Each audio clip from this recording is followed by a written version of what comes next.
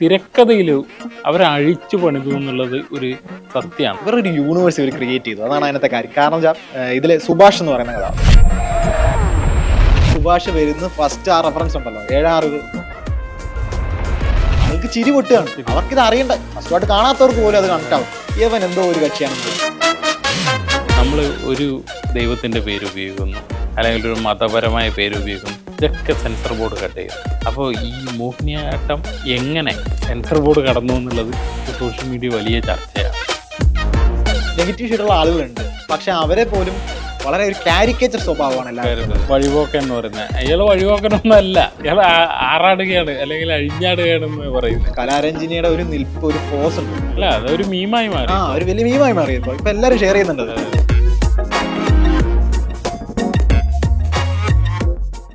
കഴിഞ്ഞ ഏപ്രിൽ 10 റിലീസായി പിന്നീട് ഈ അടുത്ത് OTTയിൽ വന്ന ചിത്രമാണ് ഭരതനാട്യം 2 അഥവാ മോഹിനിയാട്ടം. ഈ ചിത്രം വളരെ ശ്രദ്ധേയമായ രീതിയിലാണ് സോഷ്യൽ മീഡിയയിലടക്കം ചർച്ചയാകുന്നത്. ഇതിനെക്കുറിച്ചാണ് ഇത്തവണ ബോണസ് കണ്ടന്റ്. നമ്മൾ വളരെ ഗൗരവകരമായ സിനിമകളൊക്കെയാണ് ചർച്ച ചെയ്യാറ് എന്നാണ് പറയാറ്. പക്ഷേ മോഹിനിയാട്ടം കണ്ടപ്പോൾ അതും ഇങ്ങനെ ചർച്ച ചെയ്യണമെന്ന് തോന്നി. കാരണം അത് ഞാൻ തിയേറ്ററിൽ നിന്ന് കണ്ട പടമാണ്. അപ്പോൾ കണ്ടപ്പോൾ തന്നെ ഇതൊരു ഹിറ്റായിരിക്കും എന്ന് പറയും.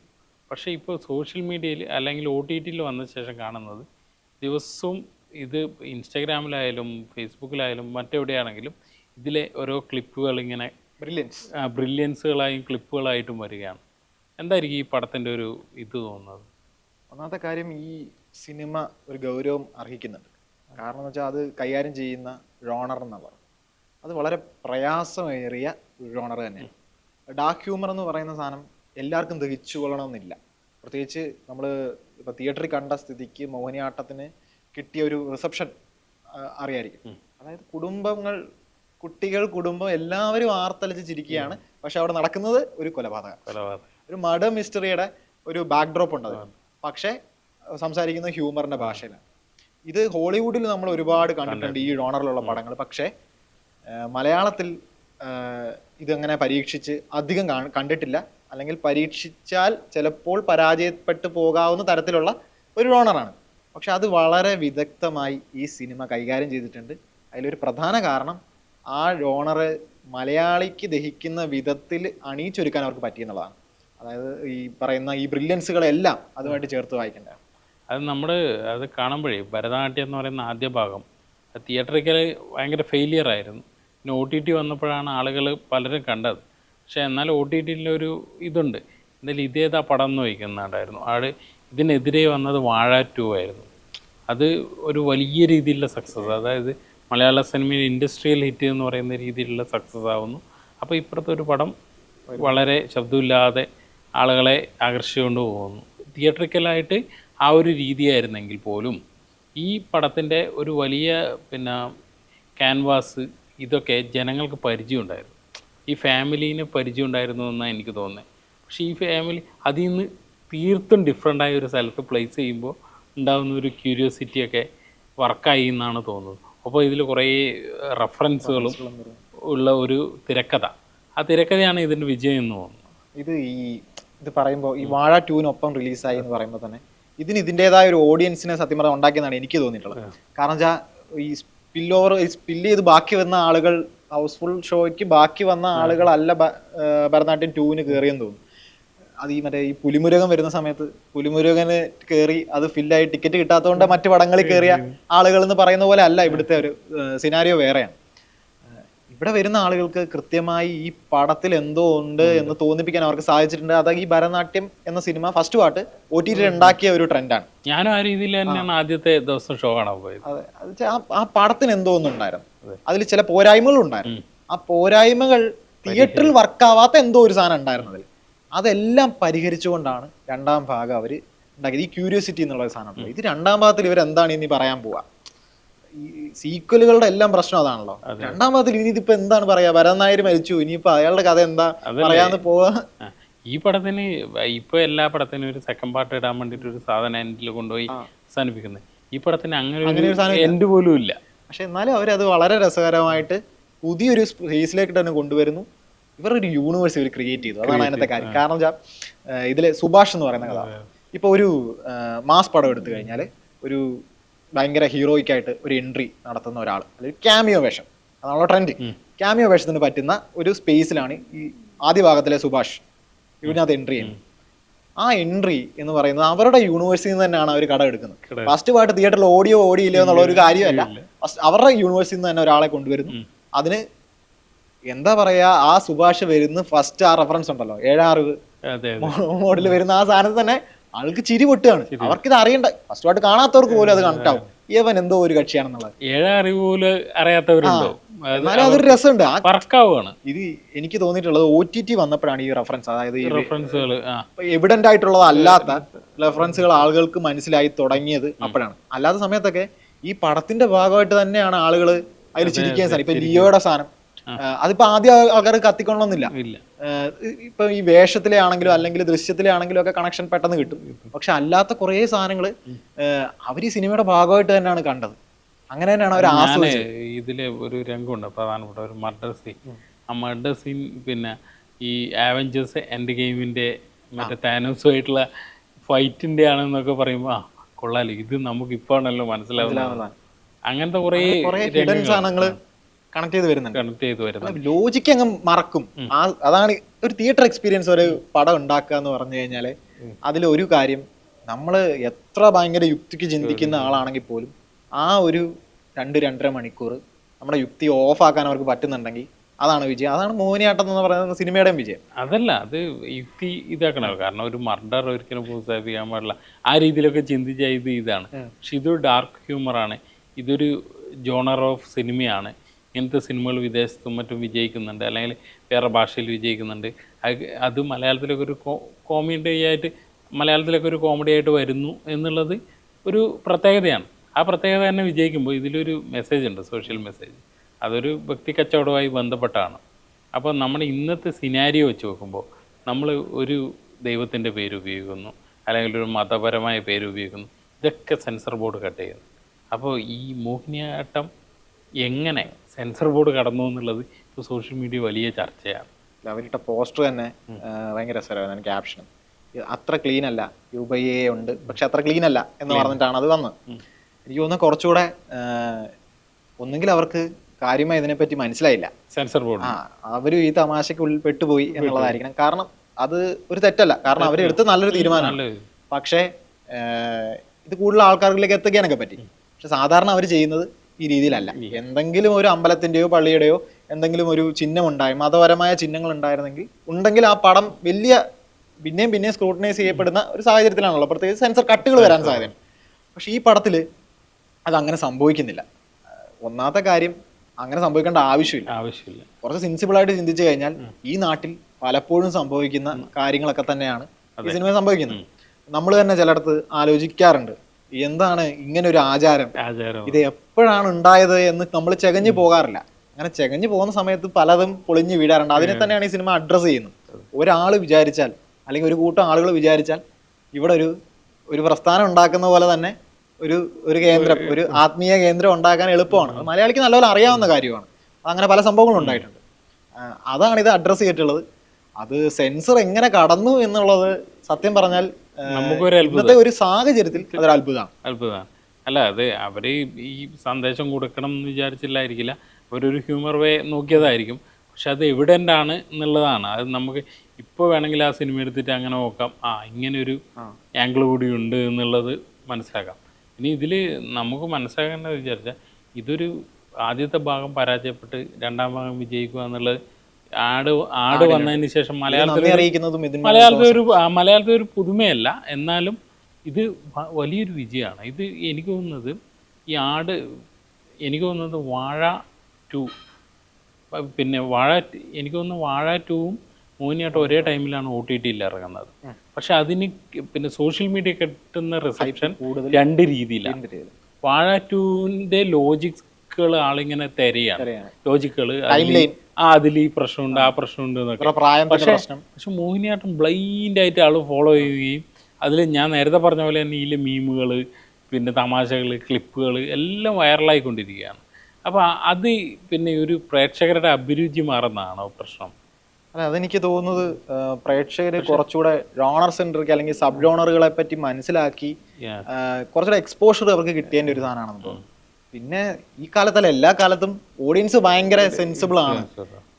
അവർക്ക് ചില പടങ്ങൾ പെട്ടെന്ന് കണക്ട് ആവും. അതുപോലെ ഒരെണ്ണമാണ് മോഹിനിയാട്ടം എന്ന് പറയുന്നത്. അതില് അവർ സംസാരിക്കുന്ന ഭാഷ ഏതാണ്, അല്ലെങ്കിൽ ഈ സ്ഥലത്ത് ഇത് ശ്രീകണ്ഠാപുരമാണോ അതോ ബ്രഹ്മാനന്ദപുരമാണോ, അങ്ങനത്തെ സാധനങ്ങളോ, അല്ലെങ്കിൽ കോഴിക്കോടാണോ കണ്ണൂരാണോ എന്നുള്ള കാര്യമൊന്നും ആലോചിച്ചവർ പോവില്ല. കാരണം അതിന് മേളിൽ ഈ പടം ഒരു യൂണിവേഴ്സ് ഉണ്ടാക്കി വെച്ചിട്ടുണ്ട്. അതാണ് നമ്മൾ ആസ്വദിക്കേണ്ടത് എന്നുള്ള കാര്യം അവർക്ക് കൃത്യമായിട്ട് ബോധ്യമുണ്ട്. അതാണ് ഈ പടത്തിന് കൂടുതൽ റിസപ്ഷൻ കിട്ടാൻ കാരണം. വാഴയുമായിട്ട് കമ്പയർ ചെയ്യുമ്പോൾ OTT എത്തുമ്പോൾ ഒരുപാട് പേരിലേക്ക് എത്തി. അപ്പോൾ അവരുടെ ഒരു എന്താ പറയുക, മൊബൈൽ സ്ക്രീനിൽ അടുത്തിരുന്ന് കാണുമ്പോൾ അല്ലെങ്കിൽ ഫാമിലിയായിട്ട് ഇരുന്നിട്ട് തിയേറ്ററിൽ മിസ്സാക്കിയ ഒരു പടം അവർക്ക് കാണാം എന്നുള്ളൊരു ഓപ്ഷൻ വരുമ്പോൾ അവർ കൂടുതൽ ഇമേഴ്സ് ആകുന്നത് ഈ പടത്തിലോട്ടായിരിക്കും എന്ന് തോന്നുന്നു. കാരണം വാഴ കുറച്ചും കൂടെ തിയേറ്ററിൽ എക്സ്പീരിയൻസ് ചെയ്യുമ്പോൾ മാത്രമായിരിക്കും അതിന്റെ കോമഡി. ഇപ്പം ആടിന്റെ കാര്യം പറഞ്ഞില്ല, ആട് 3ക്ക് അതിന്റെ ഫൺ എന്റർടൈനർ ആണെന്നുള്ള രീതിയിൽ നല്ല അഭിപ്രായം ഉണ്ടായിരുന്നു തിയേറ്ററിൽ വന്നപ്പോൾ. ചെറിയ ചെറിയ വിമർശനങ്ങൾ മാത്രമേ അതിന് വന്നിട്ടുണ്ടായിരുന്നുള്ളൂ. പക്ഷേ അത് OTT എത്തിക്കഴിഞ്ഞപ്പോൾ ഇവിടെ ചിരി എവിടെ എന്ന് ചോദിച്ച് ഒരുപാട് പേര് അതിൽ പോസ്റ്റുകൾ വന്നിട്ടുണ്ട്. ആ റിസപ്ഷൻ രണ്ട് രീതിയിലായിരുന്നു വരുന്നത്. പക്ഷെ ഇതിൽ പറയുമ്പോൾ ഇത് പെർഫോമൻസുകൾ വെച്ച് നോക്കിയാൽ വളരെ ഭീകരമായ പെർഫോമൻസുകൾ. ഇപ്പൊ എന്തിന് ഞാൻ വിചാരിക്കുന്നത് ഈ സായി കുമാറിന്റെ റോളുണ്ട്, ഭരതൻ നായർ എന്ന് പറയുന്ന റോൾ ഒന്നാം ഭാഗത്തിൽ വളരെ എവിഡൻ്റ് ആയിട്ടുള്ള അല്ലെങ്കിൽ പ്രധാനപ്പെട്ട കഥാപാത്രം. പക്ഷെ രണ്ടാം ഭാഗത്തിൽ ഒരു ഫോട്ടോയിൽ മാത്രമേ. പക്ഷെ ഭരതൻ നായരാണ് കഥ പോകുന്നത്. അങ്ങനെയുള്ള ഭയങ്കര തിരക്കഥയിൽ അവരെ അഴിച്ചു പണിതു എന്നുള്ളത് ഒരു സത്യമാണ്. അതിൽ നമുക്ക് ഒരു ക്രോണോളജിക്കൽ ഓർഡറിൽ എഴുതുക എന്ന് പറയില്ലേ, ഇത് നേരെ റിവേഴ്സാണ്. അതായത് ഭരതൻ നായർ തലയിൽ തേങ്ങ വീണ് മരിക്കുന്നു. പക്ഷെ എന്തുകൊണ്ടാണ്? കർമ്മമാണ്. ആ കണക്ഷനൊക്കെ വളരെ മനോഹരമായിട്ട് തിരക്കഥ ചെയ്യുന്നു. ഈ പെർഫെക്റ്റായ തിരക്കഥയാണ് ഇതിൻ്റെ വിജയം എന്നാണ് തോന്നുന്നത്. അത് കൃത്യമായി ആ തിരക്കഥയിൽ എല്ലാ 5 മിനിറ്റ് കൂടുമ്പോഴും ഒരു ലാഫ്റ്റർ മൊമെന്റ് കൃത്യമായിട്ട് അവർ ക്രിയേറ്റ് ചെയ്ത് പോകുന്നുണ്ട്. അത് ഏതെങ്കിലും ഒരു ആക്ടറിന്റെ അല്ല, സാധാരണ ഒരു കൊമേഡിയൻ അല്ലെങ്കിൽ ഒരു ഹാസ്യവേഷം ചെയ്യുന്ന ഒരാളെ പിന്തുടർന്നായിരിക്കും പോവുക. അയാളൊപ്പം നിൽക്കുന്ന ആളോ അതിനോട് ചേരുന്ന രീതി. ഇതെന്ന് പറഞ്ഞാൽ അതില് മറ്റേ വാളെടുത്തവരെല്ലാം കോമരങ്ങളാവുന്ന പോലത്തെ ഒരു രീതിയാണ് അതിനകത്തുള്ളത്. പ്രധാന ആക്ടില് ഈ പ്രധാന നടനായിട്ടില്ല സൈജു കുറുപ്പ് ഇല്ല. ആ സാധനം ഇല്ല. സൈജു കുറുപ്പ് ഇല്ലെന്ന് മാത്രമല്ല, സൈജു കുറുപ്പ് പിന്നെ അതിനകത്ത് ഈ കാര്യങ്ങൾ അറിയുമ്പോൾ ഉള്ള ആ ഒരു അത്ഭുതം ഉണ്ടല്ലോ, അത് സത്യം പറഞ്ഞാൽ നമ്മളതിൽ ഇന്നായിരുന്നു. ഇനി ഒന്നുകൂടെ അത് കേട്ടാലും നമുക്ക് കുഴപ്പമില്ല, നമ്മളൊരു ഫൺ മൊമെന്റ് പ്രതീക്ഷിക്കുന്നുണ്ട് അവിടെ. പിന്നെ മാത്രമല്ല, ഈ അതില് വരുന്ന ഒരു നെഗറ്റീവ് ഷെയ്ഡുള്ള കഥാപാത്രങ്ങൾ എന്ന് പറഞ്ഞ് ഇതിനകത്ത് അങ്ങനെ കാണിക്കാൻ വേണ്ടി നെഗറ്റീവ് ഷെയ്ഡുള്ള ആളുകളുണ്ട്. പക്ഷെ അവരെ പോലും വളരെ ഒരു കാരിക്കേച്ചർ സ്വഭാവമാണ് എല്ലാവരും. ഇപ്പം ബേബിജിന്റെ ക്യാരക്ടർ സുരാജ്, ബേബിജിന്റെ ക്യാരക്ടർ വളരെ ഈ ഫാമിലി മൊത്തം ഒരു കാരിക്കേച്ചർ സ്വഭാവത്തിലാണ് പോകുന്നത് ഈ പടം മൊത്തം ആയിട്ട്. കാരണം ആരോ ഫേസ്ബുക്കിൽ എഴുതി കണ്ടു, ഒരു പോലീസിന്റെ ലോജിക്ക്, കേരള പോലീസിന്റെ ലോജിക്ക് അനുസരിച്ച് നോക്കിയാൽ പിന്നെ 5 മിനിറ്റ് കൊണ്ട് കണ്ടുപിടിക്കാവുന്ന കൊലപാതകമാണ്. അതുകൊണ്ടാണ് അവിടെ വളരെ ബുദ്ധിമാനായി തോന്നുന്ന പക്ഷെ വളരെ മണ്ടനായ ഒരു പോലീസ് ഓഫീസർ അന്വേഷിക്കാൻ വരുന്നത്. അതൊക്കെയാണ് കാരിക്കേച്ചർ എന്ന് പറയുന്നത്. അയാൾ ആ തുടക്കം മുതൽ ഈ സ്ക്രീൻ പ്ലേയുടെ കാര്യം പറഞ്ഞാണ്, ഈ തുടക്കം മുതൽ ആ ക്യാരക്ടർ അവിടെ ഉണ്ട്. അയാളൊരു പെട്ടെന്ന് കടന്നു വരുന്നൊരു കഥാപാത്രമല്ല ഇവനെ ഫോട്ടോ അവതരിപ്പിച്ച പോലീസുകാരന്റെ കഥാപാത്രം. അയാൾക്ക് തുടക്കം മുതൽ നമ്മളിത് പറയുന്നുണ്ട്, ഇന്ന പോലീസുകാരൻ നിന്നെ കണ്ടടിക്കും എന്ന് പറഞ്ഞിട്ട്. അതല്ല, അതിൽ വേറെ ഉണ്ട്. കാരണം ഫെയർ ആൻഡ് ലവ്ലി അല്ലെങ്കിൽ എന്തെങ്കിലും ഒരു സൗന്ദര്യ വസ്തുവിൽ പറ്റിക്കപ്പെടുന്ന പോലീസുകാരൻ ആദ്യം പറഞ്ഞു വെക്കുന്നതോടെ ഇയാളൊരു മണ്ടറാണ് എന്നുള്ളത് അവിടെ സ്പെസിഫൈ ചെയ്യുന്നു. അങ്ങനെയുള്ള കുറെ ആൾ അങ്ങനെ പറയുന്നുണ്ട്. ഈ ചെക്കോവിന്റെ തോക്ക് എന്ന് പറയുന്ന പിന്നെ പദാവലി നിരന്തരം ഉപയോഗിക്കുന്നുണ്ട്, എപ്പോഴും പൊട്ടിക്കണമെന്ന്. ആ പൊട്ടിക്കുന്ന ഇയാൾ കൊടുക്കുന്ന സുരാജിന്റെ കഥാപാത്രം കൊടുക്കുന്ന കുക്കറായാലും ഒരുപാടുണ്ട് ഈ പടത്തിൽ.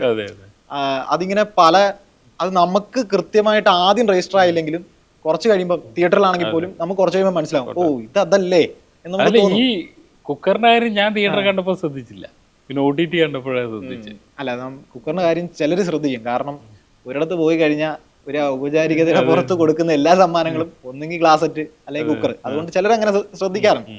പക്ഷെ ഈ പടത്തിന് നേരത്തെ പറഞ്ഞ പെർഫോമൻസ് എന്ന് പറയുന്ന കാര്യം, ഈ ഒരു ഡാർക്ക് ഹ്യൂമറി വരുന്ന എല്ലാ പടങ്ങളുടെയും ഒരു അതിന്റെ സ്ട്രെങ്ത് എന്ന് പറയുന്നത് ഒന്ന് ഡയലോഗുകൾ, പിന്നെ ഒന്ന് അത് ഡെലിവർ ചെയ്യുന്ന ആളാണ്. ഞാൻ നേരത്തെ ബേബിജിന്റെ കാര്യം പറഞ്ഞതുകൊണ്ടാണ്. രവിജൻ എന്ന് പറയുന്ന ആളെ നമ്മൾ ഇതിനു മുമ്പ് അങ്ങനെ അഭിനയിച്ച് കണ്ടിട്ടില്ല. കണ്ടിട്ടില്ല. പക്ഷെ നമ്മൾ പൊതുവേദികൾ കാണുമ്പോൾ ഒരു റാപ്പറാണ്, അങ്ങനെയുള്ളൊരു പരിവേഷമാണ് പുള്ളി. ഒരു കൈലി കൊടുത്ത് പുള്ളി അവിടെ വന്ന് ഇങ്ങനെ നോക്കി നിൽക്കുമ്പോൾ നമുക്കൊരു അംശം പോലും സംശയം ഉണ്ടായിരുന്നില്ല. ഇത് സുഭാഷ്, ഇത് വേറൊരാൾ ആണെന്നുള്ള രീതിയിലാണ് നമുക്ക് തോന്നിയിട്ടുള്ളത്. അല്ല, എനിക്ക് തിയേറ്ററിൽ ആദ്യം കണ്ടപ്പോൾ ആളെ മനസ്സിലായില്ല. അതുപോലെ അങ്ങ് മാറി പുള്ളി, ആ കഥാപാത്രമായിട്ട് മാറി. അത് ആ ഡയറക്ടറിന്റെ കൂടെ കഴിവാണ്. അത് എങ്ങനെ ആ ആക്ടേഴ്സിനെ യൂസ് ചെയ്തു എന്നുള്ളത്. ഇപ്പോൾ സൈജു കുറുപ്പാണെങ്കിലും സൈജു കുറുപ്പ് തന്നെ പലപ്പോഴും പറഞ്ഞിട്ടുണ്ട്, എനിക്ക് ഹ്യൂമർ കൈകാര്യം ചെയ്യാൻ വളരെ പ്രയാസമുള്ള ആളാണ് ഞാൻ. അത് പിന്നെ പതിയെ പഠിച്ചു വന്ന ആളാണ്. ഇതിലൊക്കെ എന്ന് പറഞ്ഞാൽ സൈജു കുറുപ്പ് എന്ന് പറയുന്ന ആള് തമാശ പറയാൻ വേണ്ടി ഒരു തമാശ ആരും പറയാറില്ല ഇതിനകത്ത്. അങ്ങനെയാണ് സത്യം പറഞ്ഞാൽ തമാശ വർക്കാവുന്നത്. വളരെ കൺവിക്ഷനോടെ ഒരാൾ പറയുന്ന കാര്യമാണ് പലപ്പോഴും തമാശയായി. ഇവിടെയും സൈജു കുറുപ്പ് എന്ന് പറയുന്ന ഈ ശശിധരൻ എന്ന് പറയുന്ന കഥാപാത്രം വളരെ കൃത്യമായിട്ടാണ്, അയാളാണ് ഫാമിലിയുടെ സെന്റർ. അയാൾ എടുക്കുന്ന തീരുമാനങ്ങൾ അതൊക്കെ ആയിരിക്കും, പക്ഷെ നമുക്ക് ഭയങ്കര സീരിയസ് ആയിരിക്കും ആ തീരുമാനങ്ങൾ. പക്ഷെ നമുക്കത് കാണുമ്പോൾ തോന്നും കോമഡിയായി എന്നുള്ളത്. അതുപോലെ തന്നെ കലാരഞ്ജിനിയുടെ കഥാപാത്രം, ഇവർക്ക് അകത്തുള്ള കോൺഫ്ലിക്റ്റ് ഭയങ്കര പ്രശ്നമാണ്. അവരുടെ ഭർത്താവ് ഫ്രോഡാണെന്ന് ഒരിക്കലും അവർ തിരിച്ചറിഞ്ഞു. അത് ഭൂലോക ഫ്രോഡാണെന്ന് പിന്നെ മനസ്സിലാവുന്നു. അപ്പൊ ഇത് അങ്ങനെ സംഭവിച്ചുകൊണ്ടിരിക്കുന്ന ഒരു സാധനമാണ്. ആ ക്യാരക്ടറിനെ പ്ലേ ചെയ്യുന്ന വിധം, ഇത്ര കോൺഫ്ലിക്റ്റ് ഉള്ള ആളുകളെ ഒരേ ഇടത്ത് കൊണ്ടുവരുന്നു. അവരെ എന്നിട്ട് ഈ കലാരഞ്ജിനി എന്ന് പറയുന്ന ആക്ട്രസ് അത് പെർഫോം ചെയ്യുന്നത് എങ്ങനെയാണെന്നുള്ളത്. ഒരു സീനിലൊക്കെ കലാരഞ്ജിനിയുടെ ഒരു നിൽപ്പ്, ഒരു പോസ് ഉണ്ട്. ആ ഒരൊറ്റ പോസിൽ തന്നെ ഒരു തിയേറ്റർ മുഴുവൻ ഒരു വലിയ മീമായി മാറി. ഇപ്പൊ എല്ലാരും ഷെയർ ചെയ്യുന്നുണ്ട്. അതിലൊക്കെ അവര് പെർഫോം ചെയ്ത്, നമ്മൾ കലാരഞ്ജിനി ഇതിനു മുമ്പ് എനിക്കൊന്നും ഭരതനാട്യം ഫസ്റ്റ് പോലും ഇത്ര നമ്മൾ കണ്ടിട്ടില്ല. അവരെ മാക്സിമം ഉപയോഗിക്കാൻ പറ്റുന്ന, അതുപോലെ കൃഷ്ണദാസ് മുരളി ഈ പടത്തില് ആ ക്യാരക്ടറിന് എല്ലാരും അഴിഞ്ഞാടാൻ പറ്റുന്നു. നമ്മള് ഇപ്പൊ നന്ദു പൊതുവാളിനെ പറയുന്നത് പറയല്ലേ വഴിപോക്കൻ എന്ന് പറയുന്നത്, അയാള് വഴിപോക്കനൊന്നും അല്ല, ഇയാൾ ആറാടുകയാണ് അല്ലെങ്കിൽ അഴിഞ്ഞാടുകയാണെന്ന് പറയുന്നത്. അപ്പൊ അങ്ങനെ ഓരോ കഥാപാത്രങ്ങളും. അപ്പൊ നമ്മൾ ഈ സ്വാഭാവികമായിട്ട് ഇപ്പോൾ എത്ര സീരിയസ് ആയി സിനിമയെ സമീപിക്കുന്നുണ്ടെങ്കിൽ ഇത്തരം ലാഫ്റ്റർ മൊമെന്റുകളുള്ള പടങ്ങൾ എന്നും തിയേറ്ററിൽ നാട്ടുകാരെ ഒരു സന്തോഷിപ്പിക്കുകയാണ്. ഇതാണ്. ഒപ്പം തന്നെ ഇത് വലിയ രീതിയിൽ അതിൻ്റെ ഒരു ക്വാളിറ്റി കൊണ്ടും പിന്നെ മുന്നോട്ട് വെക്കുകയാണ്. അപ്പോൾ അതുകൊണ്ടുകൂടിയാണ് നമ്മളിത് ചർച്ച ചെയ്യുന്നത്. അപ്പോൾ പക്ഷേ ഇതിൽ ഏറ്റവും കൗതുകരമായ കാര്യം നമ്മൾ നേരത്തെ പറഞ്ഞ തന്നെയാണ്, ഇത്രയും ഒരു ഗൗരവമുള്ള വിഷയം ഇതിൽ അണ്ടർലൈനായി പറയുന്നുണ്ടെങ്കിൽ പോലും അത് എങ്ങനെ സെൻസർ ബോർഡ് കടന്നു എന്നുള്ളതാണ് നമ്മൾ കൂടുതൽ പിന്നെ ഒരു അത്ഭുതത്തോടെ നോക്കിയത്. അതാണ് ഇപ്പം ചർച്ചയാവുന്നത്. ഇപ്പോൾ ചില പിന്നെ സോഷ്യൽ മീഡിയ വലതുപക്ഷ ഹാൻഡിലുകളൊക്കെ ഇതിലെ പിന്നെ ഇങ്ങനെ കളിയാക്കുന്നുണ്ടല്ലോ, അങ്ങനെ കളിയാക്കുന്നുണ്ടല്ലോ, ഞങ്ങളുടെ വിശ്വാസത്തെ തുടങ്ങുന്നുണ്ട്. പക്ഷേ അതെ, നേരത്തെ സുജിത്ത് പറഞ്ഞ പോലെ ഇതൊന്നും മലയാളത്തിൽ പരിചയമല്ല. ഏത് ആരാധനാലയത്തിൽ പോയാലും അത് ഇന്ന മതം വന്ന മതം എന്നല്ല, എന്തെങ്കിലും ഒരു ആചാരം അവിടെ ഏതെങ്കിലും മനുഷ്യൻ സൃഷ്ടിച്ചു വെച്ചാൽ ഉണ്ടാവും. അപ്പോൾ അതുകൊണ്ട് അതൊരു വിഷയമല്ല. പക്ഷേ ഒരു പടം എന്ന നിലയിൽ മോഹിനിയാട്ടം നമുക്കൊരു വലിയ അനുഭവമാണ്, നല്ലൊരു അനുഭവമാണ്.